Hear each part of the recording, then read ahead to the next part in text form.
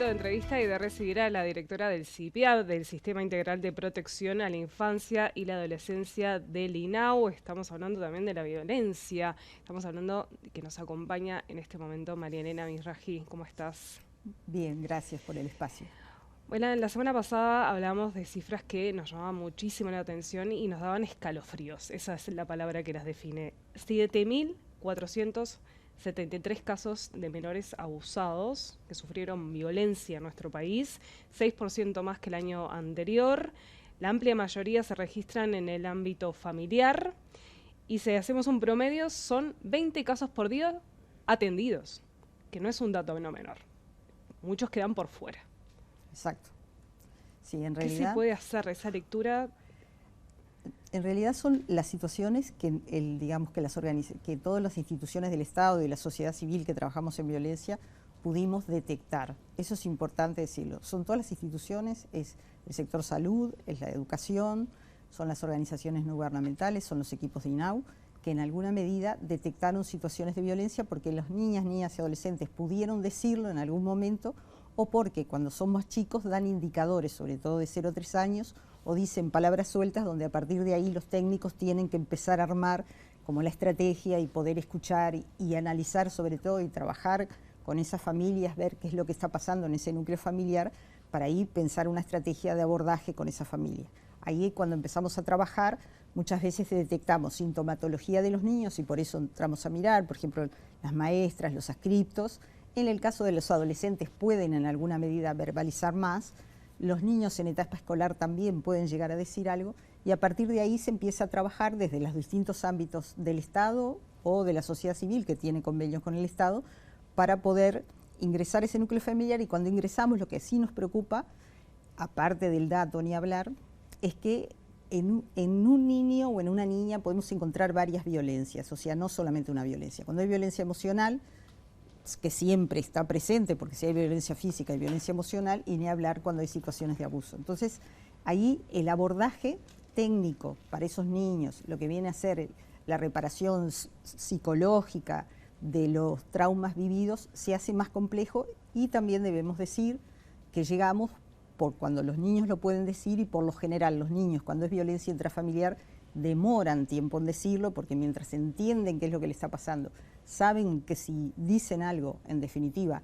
hay un quiebre en ese núcleo familiar y ellos en realidad son sus progenitores, la gente que los debe cuidar y que ellos quieren, ahí ellos demoran, entonces por lo general entramos Es muy ya difícil asimilar de que exacto, la de lo persona que te está pasando. dañando psicológicamente Exacto. o físicamente es la persona que es tu madre, tu padre, quizás tu Exactamente. tío o tu abuelo. Exactamente, entonces demoran y entonces por lo general llegamos ya en una etapa de bastante cronicidad de la violencia, ¿no? 92% Exacto. se da en el ámbito familiar. Exacto, y llegamos cuando ya es crónico y también a partir de esa situación los niños llegan a naturalizar la situación de violencia. Entonces eso es complejo sobre todo para el después, no sobre todo en el momento ni hablar que están sufriendo la situación de violencia, sino en lo que viene a ser el abordaje más psicosocial que necesitamos para esos niños y para ese núcleo familiar. Sobre todo, bueno, ni hablar en las situaciones abusivas, que eso nos preocupa, porque nosotros venimos en una progresión, digamos, en el 2020 detectamos 900 situaciones, porque el abuso sexual es de lo más difícil de detectar. En el 2021, 1.404 situaciones y este año detectamos 1.495 situaciones. ¿Se da más en niñas y en Se da, adolescentes? en realidad, a partir de la preadolescencia hay una feminización, digamos, de las situaciones abusivas. También debemos decir que en el caso de los varones el relato es más difícil porque hay también, en realidad, un prejuicio social que hace que los varones hablen menos de las situaciones de violencia porque tienen que ver con sus masculinidades y tienen que ver con aspectos culturales, como toda la violencia, que hace que muchas veces puedan decirlo o lo dicen muy tarde o lo dicen con grupos de pares, pero pasado el tiempo. Yo creo que las adolescentes ahora comprendieron, porque también hay un movimiento a nivel mundial, el movimiento feminista, digo, lo que ha pasado en varios países, no solamente en Uruguay, donde el no es no, y bueno, y han podido verbalizar esas situaciones que antes se les dificultaba más, o entender que también hay qué es lo que les está pasando o qué es lo que le están haciendo. Porque, insisto, las situaciones son en gradiente, o sea, van en proyección, digo, no empieza una situación abusiva como nosotros la imaginamos, sino que en definitiva son pasos que se van dando en tratar la confianza del niño, en plantearle el secreto, en plantearle que es una alianza entre dos. Bueno, hay una serie de fenómenos de la dinámica del abuso que hace que los niñas y las adolescentes y los niños les cueste en algún momento poder determinar qué es lo que les está pasando. Cuando se dan cuenta, recién ahí buscan a un adulto referente protector, y está bueno que estemos en un medio de comunicación porque los adultos jugamos un papel central.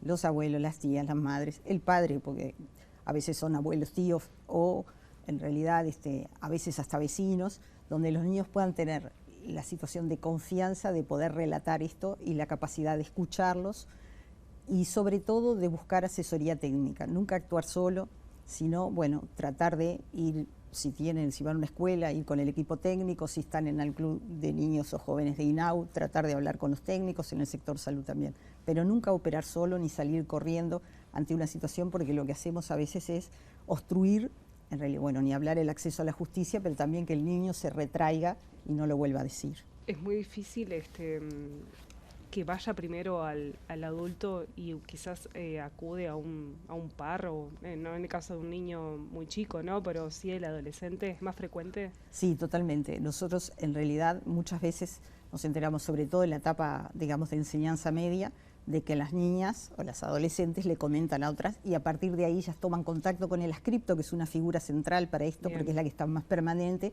y a partir de ahí se empieza los protocolos que tenemos, en definitiva, de cómo abordar la situación, llamar a los equipos técnicos, y también hay que ser cuidadosos los propios equipos técnicos a qué referentes adultos llaman, porque hay que tener claro cómo es la situación de violencia y quién es el agresor para, en definitiva, también no empezar a trabajar o llamar a quien está agrediendo, porque claro, ahí obtura toda la situación. Puede agravar la situación dentro de su familia. Exactamente. Entonces, en eso siempre hay que, con las situaciones de violencia siempre hay que tener como criterios, protocolos, ser cuidadoso y nunca trabajar solo ni salir corriendo. También es cierto que todos esos datos sirven después para el acceso a la justicia, que para nosotros siempre decimos que el acceso a la justicia es parte de la estrategia. Nosotros primero tenemos que proteger a esos niños, niñas y adolescentes, y después, cuando los equipos técnicos hacen sus evaluaciones, dan cuenta a la justicia de familia, para pedir medidas de protección, medidas cautelares, si es necesario, y después a la justicia penal cuando hay, obviamente, un delito como es el abuso sexual. Muy bien. Hay líneas para que la gente denuncie. Importante comunicarlas. Exacto.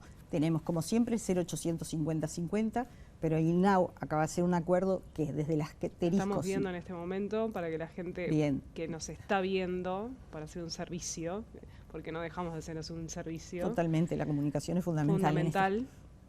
Es línea azul 0800 50 50 y ahora asterisco 50 50 que no toma datos, o sea que es gratuito, porque a veces nos pasaba que en algunos sectores no podían llamar y también los niños se pueden comunicar, a su vez tampoco queda registro de la llamada, eso es importante, sobre todo cuando los niños quieren comunicar, y también están los accesos web, en realidad, de línea azul, @inau.com.uy, donde también se puede escribir y ahí los equipos técnicos toman contacto con la situación. Muy bien, María Elena, muchísimas gracias por estos minutos con MTV Noticias. Esperemos que las cifras bajen o que se eliminen completamente. Es un proceso cultural difícil. Esperemos que cada vez más la sociedad uruguaya tome conciencia del lugar que le debe dar a sus niños, niñas y adolescentes. El futuro, ¿no? El futuro. Nada más y nada menos. Muchas gracias. No, gracias a ti. Momento de hacer una breve pausa. Ya se viene Juan Carlos Yelsa con todo el deporte.